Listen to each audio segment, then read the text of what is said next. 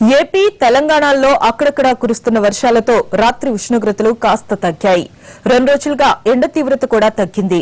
ఛత్తీస్గఢ్ నుంచి ఏపీ మీదుగా తమిళనాడు వరకు విస్తరించి ఉన్న ద్రోణి బలంగా ఉండడంతో వాతావరణంలో మార్పులు వచ్చాయని అంటున్నారు అధికారులు. జార్ఖండ్ నుంచి ఛత్తీస్గఢ్, విదర్భ, తెలంగాణల మీదుగా తమిళనాడు వరకు విస్తరించి ఉన్న ఉపరితల ద్రోణి ప్రభావంతో తెలుగు రాష్ట్రాల్లో అక్కడక్కడ వర్షాలు పడుతున్నాయి. మరో 24 గంటల పాటు వర్షాలు కురుస్తాయంటున్నారు అధికారులు. ఏపీ, తెలంగాణలోని కొన్ని ప్రాంతాల్లో ఓ మోస్తరు వానలు పడతాయని తెలిపింది విశాఖ తుఫాన్ హెచ్చరికల కేంద్రం.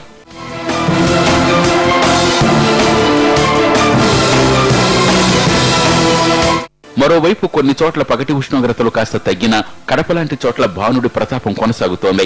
అక్కడ అత్యధికంగా 43 డిగ్రీల ఉష్ణోగ్రత నమోదైంది. అనంతపురం, నంద్యాలలో 38, విజయవాడ, నందిగామ, కర్నూలు, తిరుపతి, నెల్లూరు 37, కావలి 36, కాకినాడలో 35 డిగ్రీల టెంపరేచర్ రికార్డైంది. తెలంగాణలోని నల్గొండలో అత్యధికంగా 40 డిగ్రీల ఉష్ణోగ్రత నమోదు కాగా నిజామాబాద్, హన్మకొండ 39, ఖమ్మం, మహబూబ్ నగర్ లో 38 డిగ్రీల ఉష్ణోగ్రత ఉంది.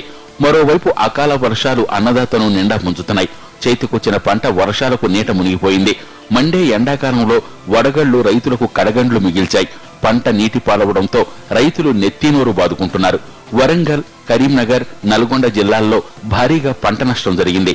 ఏపీలోనూ అకాల వర్షాలు రైతన్నను కోలుకోలేని దెబ్బతీశాయి. తూర్పుగోదావరి, ప్రకాశం, కృష్ణా, అనంతపురం జిల్లాల్లో పంట నష్టపోయారు అన్నదాతలు.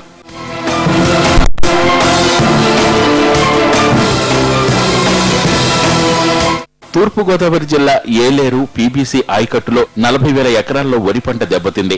మామిడి, అరటి తోటలతో పాటు కాయగూరలు ఎందుకు పనికిరాకుండా పోయాయి.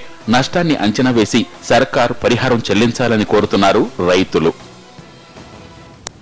న్యూస్ ఆన్లైన్ లో ఇప్పుడు ఒక షార్ట్ బ్రేక్ తీసుకుందాం.